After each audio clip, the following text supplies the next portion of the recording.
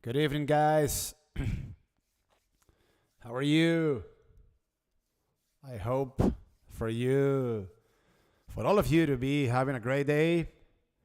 Let me see if I am already live. Am I? Yeah, I'm live already. There you go. So, are we live? Yes, we are. So, welcome back, everybody. So I am going to be live streaming for you guys on Mondays and Thursdays as well at around 5 p.m. So if you guys have any questions, if you want to ask me anything about the markets, about the mechanics of the markets, about technical analysis, even fundamental analysis or financial analysis, I am here to help you with that. Today we had another red day across the board. The Russell 2000 went down today 0.89%. The Nasdaq went down 1.02%. The Dow Jones goes down 0.57%. The S&P 500 went down 0.67%. Crude oil went on an absolute tear today. It went up 4.05%. Gold goes up 0.03%. And silver goes up 1.07%. The Dixie, the US dollar went down a bit, not really much. It went down something like 0.02%. And that kind of helped precious metals and crude oil as well, because both precious metals and crude oil went up today. And the 10-year Treasury yield, guys, one of the worst enemies of equities, is still going higher. Goes up today 2.47%. When it comes to the sectors of the markets, we only had two sectors going up. Energy goes up 1.51%, and utilities went up 0.30%. But other than those sectors, the other sectors went down. And the most important sectors of the markets, technology, goes down 1.32%. We also have over here healthcare goes down 0.71%, and the financial sector also went down 0.71%. So it looks like we still have room to the downside. If we take a look at the S&P 500, we had a nasty close today, guys. Very, but very nasty. I was tempted in order to grab puts before the closing bell. I didn't do it at the end of the day. I should have done it. I think that we are going to have follow through tomorrow when it comes to the downside, because we closed below last Friday's low, which was very negative. We still have a declining 5-day moving average, and the bulls felt the bulls felt near the 100-day moving average. So this wasn't good for the bulls at all. If tomorrow we see more downside, we still need to keep in mind that the S&P is still very oversold. You guys can see over here on the 4-hour chart how the RSI of the S&P is sitting at 25 points, very, but very low. We still have, when it comes to the relative strength index of the S&P, we still have arguably a lower area that could be visited at 16 points on the 4-hour chart. This was the points or the level that the RSI of the S&P 500 reached back in mid-June, a bit before the S&P 500 bottomed out. But we had a very ugly close today, and I think that if tomorrow we don't have a turnaround Tuesday, I do see the S&P 500 paying a visit down to 3,950 points. This is a previous resistance back from late June. So if any of you guys grab puts today into the closing bell, I think that was a smart move. I didn't want to. I mean, I wanted to grab puts. I didn't do it at the end of the day, but I had a very solid trading session today. I closed call options of Occidental Petroleum. I day traded Google with call options, and I also closed some puts of the SPY. So I didn't have to overtrade today. And yeah, we had a very ugly close, guys. I don't know if any of you grabbed puts. What's up, Dominic? What's up, Lucas? I hope you guys are having a nice day. And obviously, I am here to help you. If you want me to go over any stocks, we can break them down. From a technical standpoint, and I can also show you guys the market structure of the stocks that you tell me to. What's up, Mario? How are you, bro? Good afternoon. We're going to be filming tomorrow together. So what do you guys think? Are the markets going to bounce back up from here, or are we going to see more downside? So Curie Mariano. Let me see, Curie. So sugar puts, there you go. Good to be here. Absolutely, man. Colin Tan, what's up? What's up, man? So you also, guys, need to keep in mind that September is, from a seasonality standpoint, the worst month of the year for the stock market. So we're very likely to see another red month in September. There is a high likelihood, let's just put it that way, for that to be the case. And obviously we had Mr. Jerome Powell on Friday sounding very hawkish, talking about Paul Volcker. So Paul Volcker was mentioned.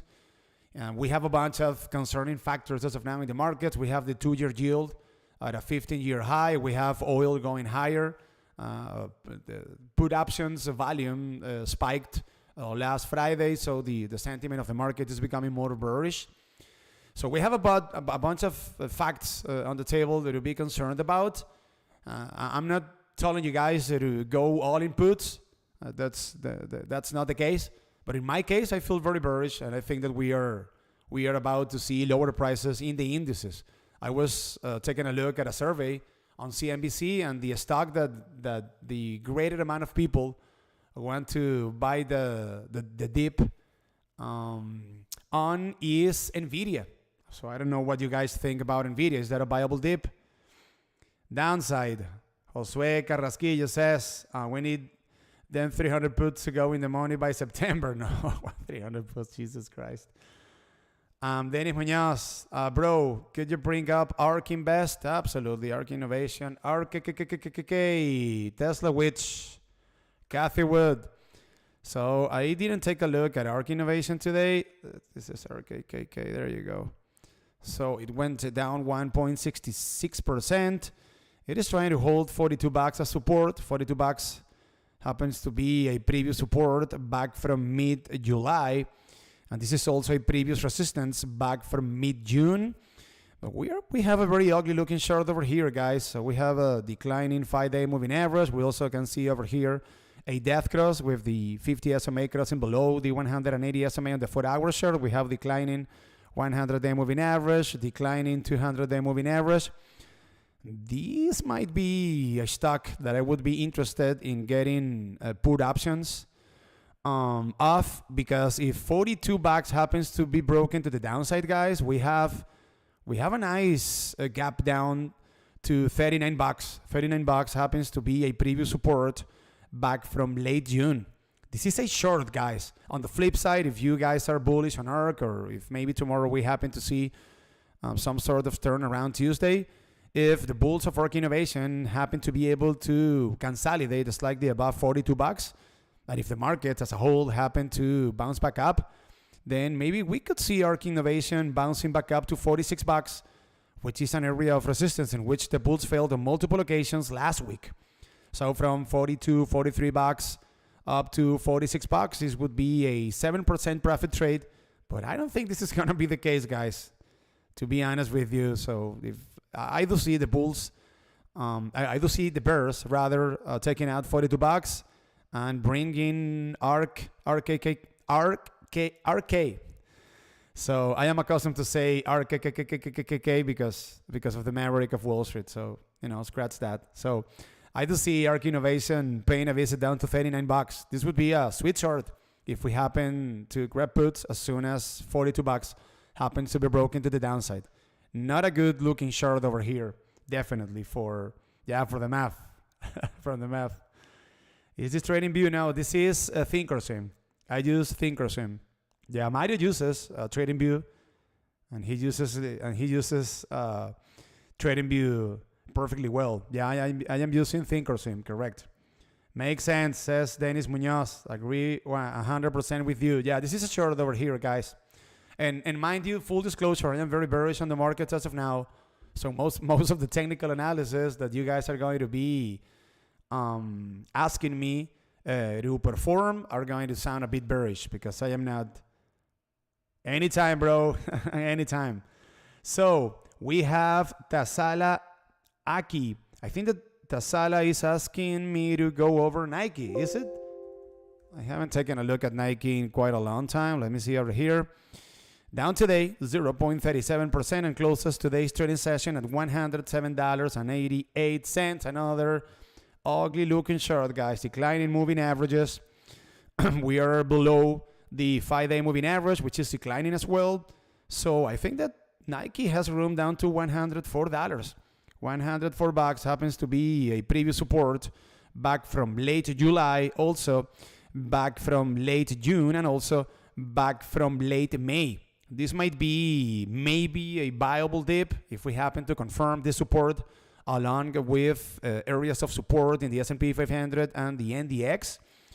But other than this support, I don't see a trade over here on Nike. Let me go ahead and take a look at the market structure of Nike. Let's see what Nike is looking like from a market structure standpoint. This is very important, guys. I was telling you guys the other day when I went live with you guys on Thursday that oftentimes when we take a look at a technical chart, we don't really know what the market structure is looking like, demand versus supply. This is a very important component of every single decision that we need to make before taking a trade.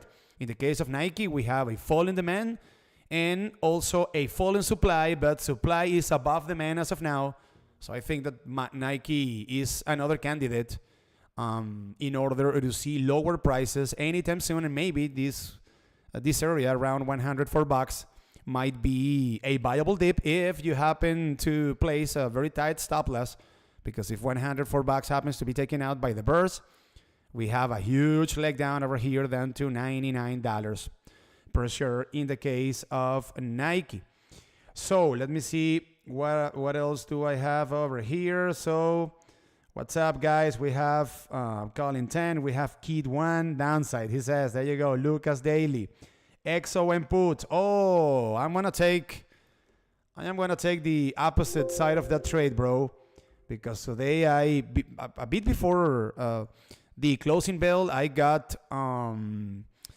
Occidental Petroleum calls. I think that oil is going higher. And mind you, guys, I wanted to tell you something important over here. So this is the chart of the Brent crude, this is the oil, the reference oil for Europe, right?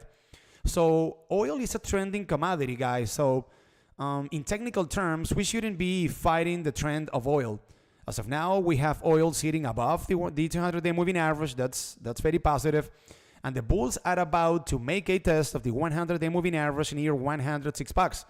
If the bulls happen to be able to take on the 100-day moving average, then the next gap is going to be pretty much up to $116. This is a previous resistance back from late June. Oil is looking pretty well over here, and I am seeing upside. So I am not going to be shorting oil stocks. In the case of XOM, I guess that you can make the case. I mean, you cannot make any short case over here, bro. I disagree with your perspective. I think that XOM has room up to $105. This is all-time high for XOM. I mean, this would be a 52-week high. $106-ish is a previous resistance back from early June. We have a clear uptrend. XOM is trading above the 200-day moving average, 100-day moving average. We have an ascending 5-day moving average. We are also above BWAP. Wow, this is a very, very good-looking chart, bro. I wouldn't be grabbing puts of XOM over here. And I told you guys, I grabbed call options of Occidental Petroleum a bit before the closing bell. And take a look at this technical chart. What can we criticize about Occidental Petroleum, guys? Crude uptrend above all the moving average. We have an ascending 5-day moving average. The Oxy closed today's trading session above VWAP. And if I pull up here the monthly chart, guys, take a look at this. We have a clear gap. We have unfinished business up to $88, which happens to be a previous resistance back from May of 2018. So this is the reason why I grabbed the puts that I just told you guys about. I think that Occidental Petroleum still has room to the upside, and we still have a 14% push to the upside that we might be seeing anytime soon if oil keeps on going higher. So taking into account that oil is about to burst above the 100-day moving average. This is Brent crude. Let me pull up here once again the 4-hour chart.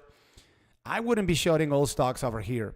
And since now we are having once again inflation concerns, I think that that's the perfect storm for oil to keep on climbing higher. So I am not a short seller of anything oil related as of now.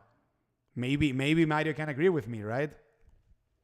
Have a long in Tesla, says my friend Keith One. Let's go ahead and take a look at Tesla as well. Absolutely. Alba has a beef with Oxy, by the way. Oh, yeah, absolutely. I'm a bull. Sure. So, Bed Bath & Beyond. That stock was on fire today, guys. BBBY. Yeah. Are we doing the Bed Bath & Beyond stuff once again, guys? Are we? So, in the case of Bed Bath & Beyond, wow, this stock went up today, guys, 24%. Jesus Christ. And closed today's trading session at $13.35. So the bulls managed to close above the 200-day moving average. RSI on the 4-hour chart at 64 points. If tomorrow, guys, and I am not obviously advising anyone to take this trade, but if tomorrow, let me draw a line over here. This would be a momentum trade, obviously. So if tomorrow the bulls happen to consolidate slightly above the 200-day moving average, so slightly above $13.50-ish, which also happens to be a previous resistance back from August 8th. This might be a very clear sign that the apes are gathering momentum in order to fill the next important gap up to $18, which happens to be a former resistance back from mid-April. If any of us were able to take this trade from $14.30-ish up to $18, this is a 20% profit trade. Jesus Christ. So I'm not going to lie, guys. You know what happened with Bed Bath & Beyond. Ryan Cohen dumped a lot of shares, and a lot of people got trapped at $30 and, I don't know, 30, $35 or $30, whatever. It was terrible, obviously. But from a technical standpoint, and putting aside the drama of Ryan Cohen and the meme stocks and stuff, this stock looks pretty acceptable. I mean, we can make the case that we have a declining 5-day moving average, which now is trying to go higher. So, yeah, guys, we are above, Bed Bath & Beyond is above the 100-day moving average, above the 50 SMA on the 4-hour chart, above the 180 SMA. This is an acceptable chart. From a technical standpoint, as I just told you guys, putting aside the Ryan Cohen bullshit and the meme stocks, hype. Tesla. So Tesla was a very hot stock today. It has been going down for 3 consecutive trading sessions, I think. Let me double check on that. So Tesla, let me see, 4. 1, 2, 3. Yeah, this is the 4th consecutive trading session for Tesla, going lower. RSI sitting at 37 points on the 4-hour chart, and the bulls managed to hold as support, guys, $280. $280 acted as lower support today. $280 happens to coincide with the 180 SMA on the 4-hour chart. This is also a previous support back from August 10th, and this is also a previous support back from early February. So if Tesla happens to keep on consolidating slightly above $280, this might be a trade up to $298. $298 happens to coincide with the 200-day moving average. As of now, we have a declining 5-day moving average, and obviously, guys, you know that Tesla is a very heavy stock, market cap-wise, on both the Nasdaq 100 and the S&P 500. So obviously, if both indices keep on going lower, Tesla is going to follow them, most likely. In which case, what would be the next important support for Tesla? $265. This is a previous resistance back from early June, and this is also a previous support back from early March, and also back from January 27th. By the way, let me go ahead and take a look at the market structure of Tesla. I wasn't taking a look at the market structure of these stocks, so let me see. Alrighty, Tesla, my Tesla. Let me pull up the chart. Come on, market structure. Give me my stuff. Okay, Tesla. There you go, Tesla Motors. Okay. Come on, bro. There you go. Sorry for the delay, guys. As of now, we have a market structure sentiment of 4.4 out of 10. Not really positive. And we have a fall in demand with a supply that is, as of now, above the demand. So from a market structure standpoint, Tesla doesn't look good at all, guys. I think that maybe we might see this support at around $280 being violated, and maybe Tesla paying a visit down to $264, which is a spot in which I might be considering grabbing call options of Tesla, most likely, and obviously depending on whatever the major indices are doing, because this is a very heavy stock, as I just told you guys, market cap wise. So whenever you want to take a trade on Tesla, you need to keep a close watch on both the NDX and the S&P 500 as well. Did you see $350 for Tesla? $350. Wow, that's maybe 1 year out or 6 months out. That could be a possible scenario for Tesla. But in the meantime, with September about to kick off and with the major indices dropping, no, I don't see $350 happening anytime soon, to be honest. Absolutely, no, I don't see this happening. Yep, sure. Colin Tan says Apple puts at 157.50 September 2nd. There you go. Get that lottery. I thought it was going to break down when it hit through to 159.90, then bounced up. What do you think I should do? You don't have a lot of extrinsic value over there. You don't have extrinsic value at all, which is one of the main complaints that I have with the way that you guys take trades with options. Apple is holding the 200-day moving average. This is a very important spot, guys. Obviously, this is by far the most important moving average out of all of the moving averages. So if the bulls don't give up the 200-day moving average, Apple isn't going any lower. And obviously that depends on whatever happens with the S&P and the NASDAQ 100. Let me pull up a minor time frame. So the 5-day moving average, today we closed below VWAP. We have a declining 5-day moving average. So bro, you just need to wait for this 200-day moving average to be broken to the downside, $160.50 ish. If that were the case, Apple has room probably down to $155, which happens to be a previous resistance back from late July. That is very close from the 100-day moving average. So this is a critical area of support for the bulls of Apple. The RSI is very low. It is sitting at 27 points on the 4-hour chart. So Apple is a bit oversold. That doesn't imply that it cannot go any lower, but this is a positive aspect for the bulls. For the 200-day moving average in order to keep on acting as support. And let me take a look at the market structure of Apple. Let's see what the demand and supply of Apple is looking like as of now. Let me pull it up over here. Let's see. E4, 4.2 out of 10. We have a fall in demand and a fall in supply, but supply is above the demand. So according to the market structure of Apple, 4.2 out of 10. This 200-day moving average doesn't look very strong, guys. This is a real possibility for this moving average to be broken to the downside, in which case I think that Apple has room down to $156. As I'm telling you guys, we have a declining 5-day moving average. We are below VWAP. So this could happen, man. You just need to cross your fingers. Obviously, you don't have a lot of extrinsic value, right? Those puts are expiring on September 2nd. So, yeah, you don't have a lot of extrinsic value over there. The Sala Aki picked up call options of Mullen Automotive. Jesus, that's a terrible penny stock. And I am encouraging you guys to avoid taking trades with penny stocks. I don't have anything to say over here, Tasala. Nothing for real. This chart is absolutely broken from the downside. This stock is trading at 61 cents. I don't even have the market structure of Mullen, I think. And I don't know what to say. I mean, what would be the next support for Mullen Automotive? What, 53 cents? And you also, guys, have to keep in mind, guys, that in a moment in which we have the Federal Reserve hiking rates, in a moment in which we have inflation concerns, that the economic environment is very negative for these kind of speculative stocks. So these kind of stocks are the ones that you need to stay away from, because from a technical standpoint, they are very dangerous, as you guys can see. And on top of that, the face of the economic cycle with which we are dealing as of now is opposite to the interests of Mullen Automotive. So these are the kind of stocks that you guys need to, that you should try to stay away from.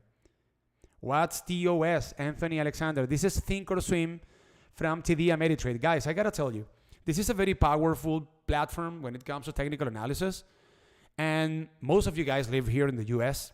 You don't even have to deposit money. If you open an account, a broker's account on TD Ameritrade, you just need to open the account. You need to sign up, with your social security number and stuff. And once you sign up, you can download the Thinkorswim, and you're going to have access to the technical charts that you are seeing in this live streaming. It is very easy. You don't even need to deposit money. Obviously, this is the main broker that I use to take trades. So I have most of my money allocated on TD Ameritrade, but you don't even need to deposit money in order to open an account on Thinkorswim. Elgin Jenkins asks, will AMC go back or continue downward? Let's go ahead and take a look at AMC Entertainment. Let's see what AMC is looking like as of now. Let me see. It goes up 3.27%. Jesus Christ, this thing is at $9. But hold, now we have two stocks. So we have the ape and we have the regular stock of AMC, right? So let's go over the regular stock. AMC went up today 3.27% and closed today's trading session at $9.47. This is a very ugly looking chart. I mean, declining 5-day moving average, declining moving averages, below VWAP. And I don't, let me see. So what would be the next support for AMC over here? If AMC keeps on going lower, guys, what are we looking at? We're looking at $5, which happens to be a previous support back from February of last year. Very ugly looking chart, guys. Jesus Christ. The only positive aspect for the bulls over here would be the fact that this stock is very oversold. You guys can see the RSI sitting at 31 points, but please stay away from this.